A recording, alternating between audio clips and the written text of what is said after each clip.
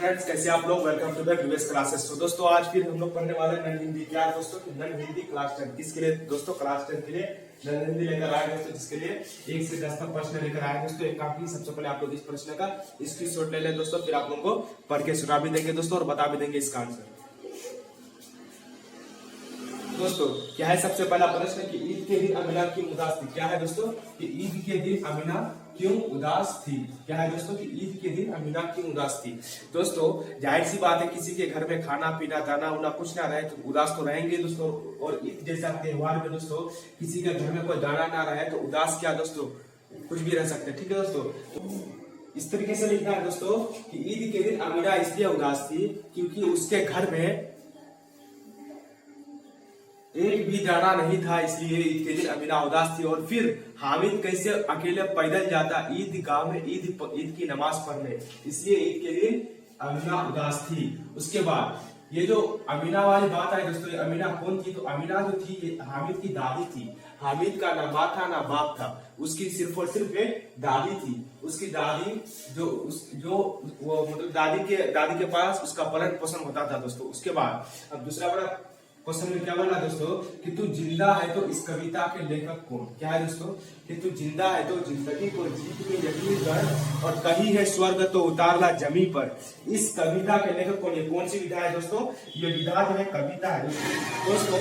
आप लोगों को विधा भी याद रखना, जैसे कि ईदगाह, क्या कौन सी विधा है दोस्तों? तो ईदगाह कहानी है। उसी तरीके से तू जिंदा है तो जिंदगी को जीत में यकीन कर, ये कौन सी विधा है दोस्तों? तो ये कविता है। क्या है दोस्तों? कविता। तो इस कविता के लेखक कौन? तो दोस्तों इस प्रकार से याद रखना है कि ये तू जिंदा है तो जिंदगी को जीत में यकीन कर, इस कविता के लेखक शंकर शैलेंद्र। ठीक है दोस्तों, क्या शंकर शैलेंद्र। उसी तरीके से 3 नंबर क्वेश्चन में कह रहा है कि ईदगाह कहानी के लेखक कौन? क्या है दोस्तों? ईदगाह कहानी के लेखक कौन? दोस्तों ईदगाह कहानी के लेखक मुंशी प्रेमचंद। कौन दोस्तों? मुंशी प्रेमचंद्र। ठीक है दोस्तों, मुंशी प्रेमचंद्र ईदगाह कहानी के लेखक मुंशी प्रेमचंद्र लेखक कोई रचयिता कहा जाता है दोस्तों। इस तरह का प्रश्न ऑब्जेक्टिव और सब्जेक्टिव दोनों तरह के आते हैं दोस्तों, दोनों टाइप के क्वेश्चन आते हैं, ऑब्जेक्टिव में भी और सब्जेक्टिव में। उसी तरीके से तीसरा नंबर कह रहा है कि हामिद चिमटे। क्या है दोस्तों कि हामिद चिमटे को किन किन रूपों में व्यक्त करने उपयोग करने की बात कही है? क्या है दोस्तों कि हामिद का कैरेक्टर किस इससे मिलता है दोस्तों? ईदगाह से, ईदगाह कहानी से मिलता है। ईदगाह कहानी में हामिद जो है वो जाता है ईद की नमाज पढ़ने। कहा जाता है दोस्तों? ईदगाह में। ठीक है, तो ईदगाह में अभी तो देखते दोस्तों कि ईद की नमाज पढ़ने के बाद सभी बच्चे, सभी बाल मतलब सभी बच्चे बूढ़े सब कोई कहा जाते हैं दोस्तों कि बाजार की तरफ दौड़ते हैं दोस्तों, कि बाजार में कुछ वस्तु खरीद के घर क्या बोलता है घर मतलब घर लाया जाए। तो उसी तरीके से हामिद भी एक 4 वर्ष का छोटा लड़का, नन्हा सा, मात्र उसके पास 3 पैसे थे। वो क्या किए दोस्तों कि ये चिमटे खरीदने में लग गए दोस्तों। वो नहीं दोस्तों, वो बाजार जा रहे थे। बाजार जाते जाते वो जो है ना, जब ईद की नमाज पढ़ लिए तो बाजार पहले गए, मिठाई की दुकानों में इधर उधर गए, मिठाई की दुकान में, खिलौने के दुकान में।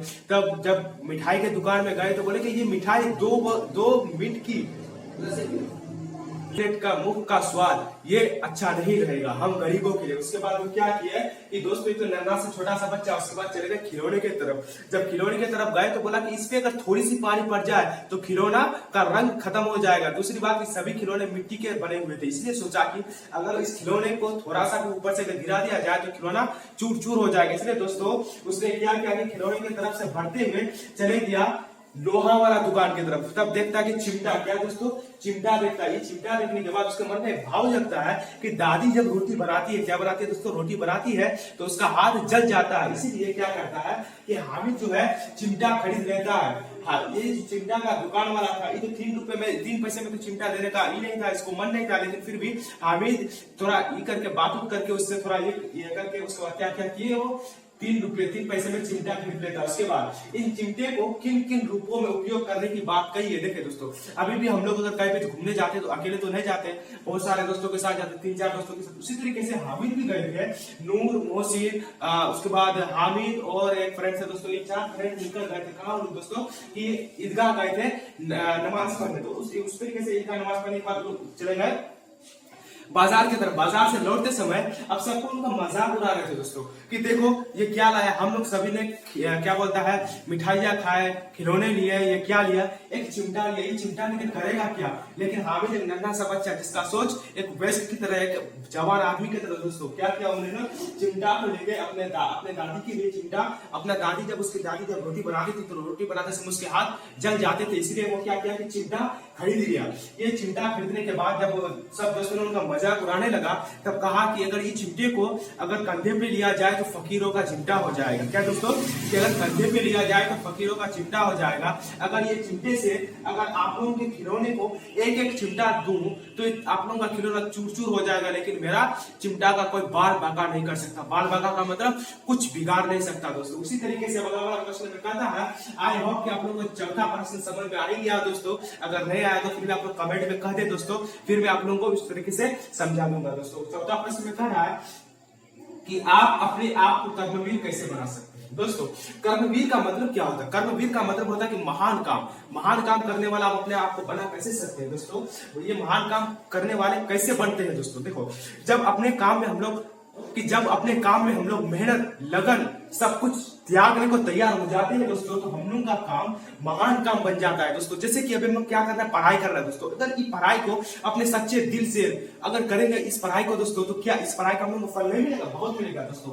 उसी तरीके से क्या बोल रहा है कि आप अपने आप को कर्मवीर कैसे बना सकते हैं। हम अपने आप को कर्मवीर इस तरीके से बना सकते हैं कि जब हम कोई काम पकड़े तो उसको अधूरा ना छोड़े, उस काम को जब तक पूरा ना करें तब तक हम ना छोड़े। उसी प्रकार से अपने आप को कर्मवीर साबित कर सकते हैं दोस्तों। जैसे कि अभी हम लोग क्या पढ़ने में लगे दोस्तों, नन हिंदी क्लास 10। अब नन हिंदी की जगह में हम लोग क्या कर लेंगे दोस्तों कि नन हिंदी पढ़ते हम लोग वेद पढ़ लिए, तो इससे कर्मवीर थोड़ा साबित होंगे दोस्तों। जब तक नहीं हम क्वेश्चन सोल्व करेंगे 1 से 10 तक, तब तक हम कोई दूसरा सब्जेक्ट नहीं पकड़ेंगे दोस्तों। समझ गए ना जी। अब चलते अगला वाला प्रश्न क्या होता है कि कर्मवीर कविता के लेखक कौन, ये क्या है दोस्तों, ये कौन सी विधा है। विधा में पहले बोल चुका दोस्तों, विधा, लेखक, रचयिता। लेखक किसे कहते हैं दोस्तों, राइटर को। रचयिता में राइटर को कहते हैं दोस्तों।